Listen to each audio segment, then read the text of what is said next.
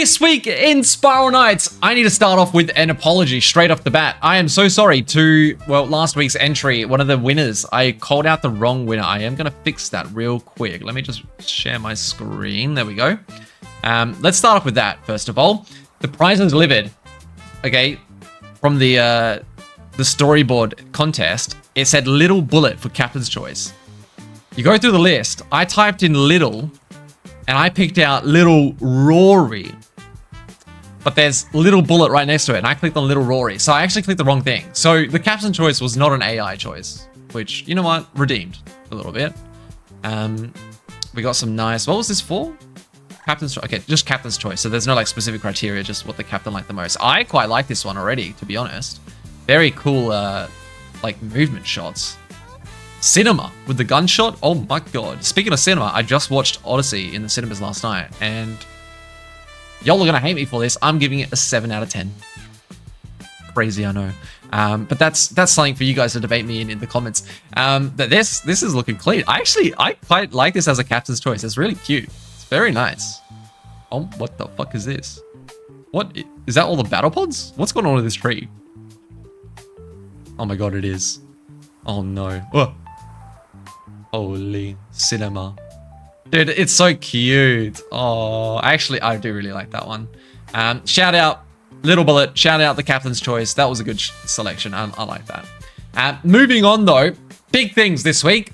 The Forged box change was a horrible idea. We covered that last week, and a lot of the community is pissed off. As you can see, this has 82 replies. Kind of insane. I'm not going to go through reading all of it, but I do want to call out the devs, not the devs, the game masters. They did actually respond. So I haven't read that yet. Let's read through it together and let's see what they said about, you know, people being upset about it. Okay, reasons behind the change. We know changes like this are frustrating, especially when it affects something you are actively enjoying. Nobody likes seeing a favorite strategy get rebalanced, and we don't take that lightly. I want to be upfront and walk you through why we made this change because the reasoning matters here. These boxes were designed as a fun boost for newer players and folks in lower tiers, something to help them progress while they're getting established. That's also how many of you described enjoying them. But the data told a different story. A significant portion of box activity was coming from experienced players creating new characters solely to farm a box quickly, then deleting the character and repeating the cycle hundreds of times. Oh, there was some hidden tech I didn't know about. That's a very different pattern from actual new players opening boxes and using the gear to move forward, which is what we saw happening organically with players who are new to the game. Given that gap between intent and actual use, we felt we had to step in. We considered two options: removing the boxes entirely, which would mean also reworking the broader Forge system, a much bigger project, or making a smaller change. We went with the latter. Here's what's changing. New and lower level players, no change. Open your boxes and use the items as you always have. Established players. You can still earn these boxes on low-level characters as a challenge. However, the boxes are now bound to that character, so items like UV tickets can stay with them instead of being funneled to your main. Similarly, Forge prize boxes at high levels are still tradable.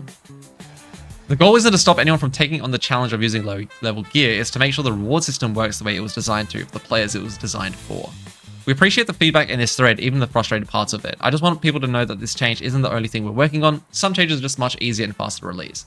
We don't hold back the smaller changes while we wait for bigger things to be done. Instead, we release things as they're ready to go. That's why you'll see bug fixes and other things coming out much faster than much larger changes. Okay. Initial reaction to this is, what are they talking about? Where was it? They said the boxes were designed as a fun boost for newer players and folks in lower tiers. Is the boost like literally just getting a random UV on a random piece of gear that as a new player, you have no concept what is good and what's bad, and so you're most likely crafting a bad piece of gear that you'll change later on? Is that the boost they were talking about? Because to me, the big boost, that main boost, is being able to sell the box for profit. That's a big boost to your progress, and that feels really satisfying for a new player. Like, I don't understand that. So to me, it's like, what boost are we talking about? And so like, that does change. No change. Open your boxes and use the items you always have. But like, that's not the boost that you want, to be honest. I'm a little, we had Ashley David responding, okay, Cronus, we hear you, we understand you, but we'll accept this game only on one condition. Give us hope. I just got back to the game after 8 years, man. I was a child when I played this game, but I never forgot about it. I kept checking it out time to time and finally came back after seeing some of the news about new updates. It hurts to see it abandoned all this time. Shows you the light at the end of the tunnel. I just hope it wasn't all mirage and we see big updates to the game. Big. Okay. I really do get it. I play games myself. I really cannot disclose our plans, but I can say that we are actually working on real new things. In fact, I think it's safe to say that I'll be able to talk more about some of them very soon. Just keep in mind that we're a very small team. We are actually working on stuff, but that stuff is going to take much more time than we'd like. Originally, we were really unable to do much because our systems needed so much work. The upgrades were a huge undertaking for us, but really important. Now that a lot of that is out of the way, we get to turn our attention to other stuff. I feel like they have been saying this for a couple of months now, so hopefully we see something soonish.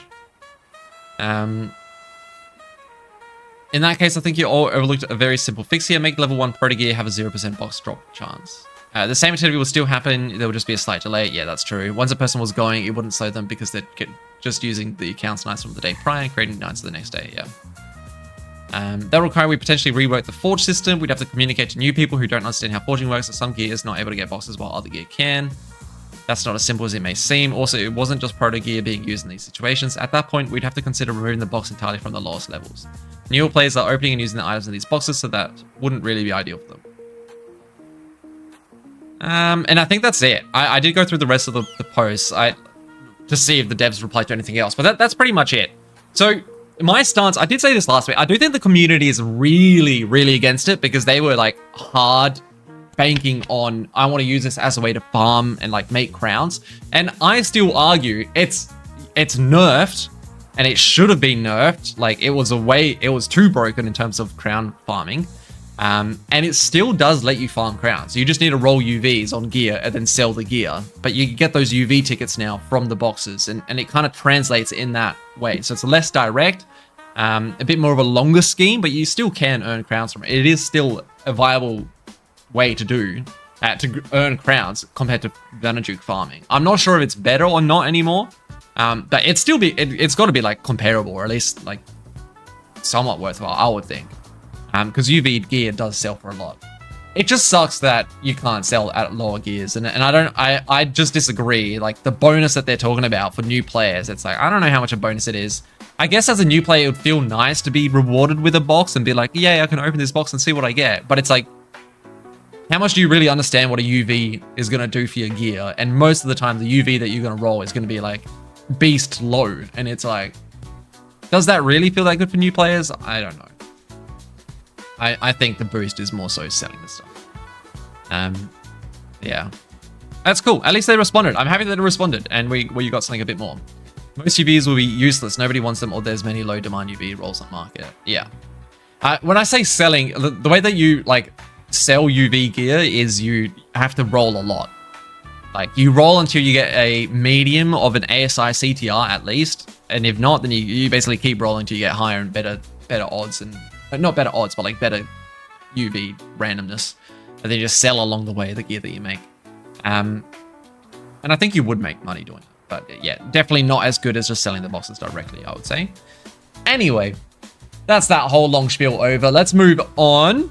We had a couple of things from the Reddit. We think an accept and delete all button will be useful for the mailbox. My God, yes, please. It is insane having 50,000 Energy Depot mails. I don't have that myself right now, but yeah.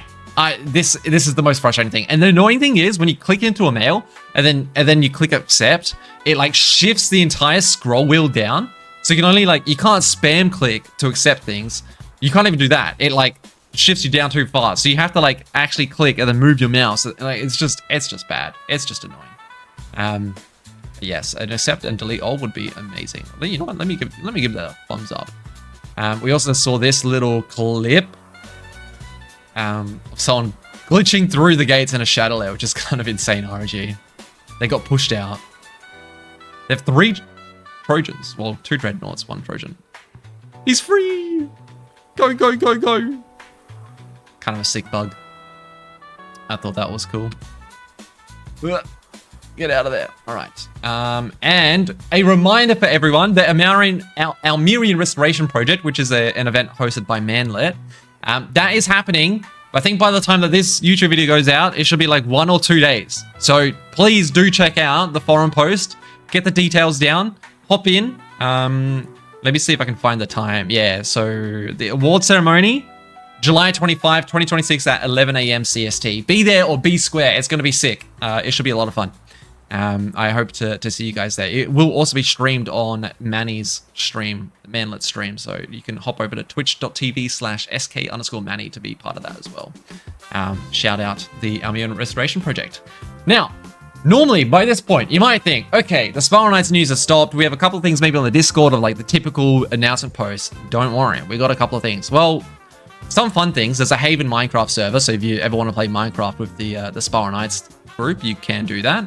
There was yeah, we did go over that update there. We had the arcade, no updates there. Cosmos Backpack should have the same updates that we've been reading through. The energy mark, we got some new postings. Oh my god, 2.7k, 2.8, 2.7, 2.8. What is it right now? I need to close that. Let's check. 2.9 for me. Yeah, the energy prices are shifting quite a bit. And I'll look at the furnace quickly, which should be the same amount. So okay, now, the most interesting thing, Thetya. If you don't know what Thetya is, it's been quiet for a long time, but basically they were working on a secondary version of Spiral Knights using a very old primitive version of Spiral Knights that had public files that they could access, and they were basically rebuilding the game and like making some new content, some tweaks in there. It was a very dedicated team, very interesting. They have made an announcement post finally, and it is a bit of a tragedy, unfortunately. Not the best of news, but it is very interesting. So bear with me and let's read through it together. Very, very interesting news. Okay, so hello. It's no secret that it has been years since the last proper update, and we owe you Knights an official apology. This last several months have been turbulent, and there were many reasons why we were withholding information about Thetya. In this announcement, I will outline the following: what was happening behind the scenes, what to expect now, what may happen in the near future. So, what happened? In the summer of 2025, Anthus was reached out to by Grey Havens, who were impressed with the work done for Thetya. He joined the Spiral Knights development team as a programmer. You may have seen him under the alias of Mouthail Grey, which I actually got a chance to make a video with him on my main YouTube channel. Shout outs. A side effect of this new partnership was the request by Grey Havens to halt the development of Thetya. This was done back in August when we were just about to announce our progress and showcase the content made by our talented creative team. Everything that was created, the new code, the new retextures, the UI icons, the new models, new music tracks, and the new maps, all of that still remains hidden but ready for implementation. At that time, when Grey Havens had just returned to working on Spiral Knights, we were really optimistic about our cooperation with them. Several changes were implemented into the base game, including the Super Brawl maps that were originally crafted for Thetya. Isn't that sick? I thought that was so cool. Like, they made it for Thetya, then they actually got to bring it into the main game. That's so cool. However, this partnership was not to last. We cannot disclose much about this period, save for our impression of it. The experience was more disappointing than not for many reasons, and the partnership ended in February 2026. Tragedy, I'm telling you guys. What now? There is a reason why I'm the one writing this announcement, not Anthus. Ever since his firing from Grey Havens, he has been stuck in the job hunting hell, unable to find a new job as a software engineer. Throughout these months, his life situation has been constantly worsening. As the only person with full knowledge and capability, he can no longer develop Thetya or host a server and the website for it due to his financial situation reaching a critical point. Moreover, even if this wasn't the case, we still reached the conclusion that Thetya could not see the public release while Grey Havens is still active. Although we were told that the existence of the project wouldn't be minded, we have a reasonable doubt. There is no written agreement, Grey Haven can change its mind, therefore Thetya will never be in a safe spot. I will be releasing some of our content in development. This is the stuff that we wanted to showcase back in August. For all intents and purposes, Thetya may be considered cryogenically frozen. It will only return if the original game ceases to function. Hug emote. So what's the future? When the period of working with the Grey Havens ended, we decided to try out a new idea. It took us some time to accept the reality around Thetya, but we still had connections in the community, a robust creative team in the program with years-long experience developing Spiral Knights, among other things. And so, since late February, early March, we've been working with the idea of creating a new game, a spiritual successor to Spiral Knights. I'm happy to reveal to you that we've been making good progress on this front, and then they've attached some photos as well. I'll just give you a quick sample through. So it looks like they've shifted to working on a new game entirely. And working towards that. So yeah, for the last few months, we've been experimenting with this idea, working semi-regularly on the game design, document code, setting, art style, etc. So far, we've managed to create a bunch of materials, but also faced many problems along the way. As far as we're concerned now, this is still an experiment.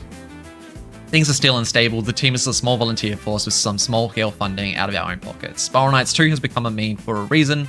Creating any game is a monumental undertaking, let alone an MMO alliance, so we are not making any promises here that we will deliver. For this reason, the team behind the project remains largely anonymous for the time being. And then they list some of the members there. And then they did a Q&A as well, so there's a couple more resources. So if you do want to, you know, read a bit more, you just need to jump into the Thetya Discord, but that's pretty much it. Pretty cool stuff. Okay, that is cool. Didn't expect even that much from Grey Havens. Yeah, it's nice that they brought in the Super Brawl and things from the code, but it is kind of, it's a little bit, you know, like they took, it's not really that Super Brawl was something new that Grey Havens came up with. It's more that we already had this developed and then they just brought it in, you know? So I don't know how I feel about that. It's kind of sad in a sense. And then also the fact that Anthus is no longer working for Grey Havens when he did so much. I think it's such a shame. It reminds me of Binding of Isaac Repentance with the anti-birth mod team actually joining up together to make the Repentance DLC. I don't know about that, but sounds cool. We've all been waiting for a spiritual successor for years. Yeah, look, I've seen a lot of people asking for Spiral Knights too. They did post some images here in development, so we can check that through. I think it looks pretty nice. We got a bit of an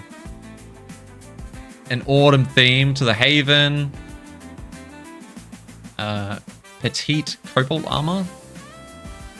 Basically just really skinny, I think, is the idea. A couple of mods. Changes to the vials. New arcade gate designs. Oh, that's a sick sword. Oh, I want that. Oh, damn. Damn, please add that to the game. Ooh, even some cool armor sets. Wait, the gremlin armor set's gonna look sick. Very cool. Newest old-style UI icons and original music tracks. News artwork. Bunch of things. Hey, they had Nardy Naz. Nardy Naz was working on this too. That's interesting. So a couple of different things there. And then a bunch of links. So yeah, a bit unfortunate.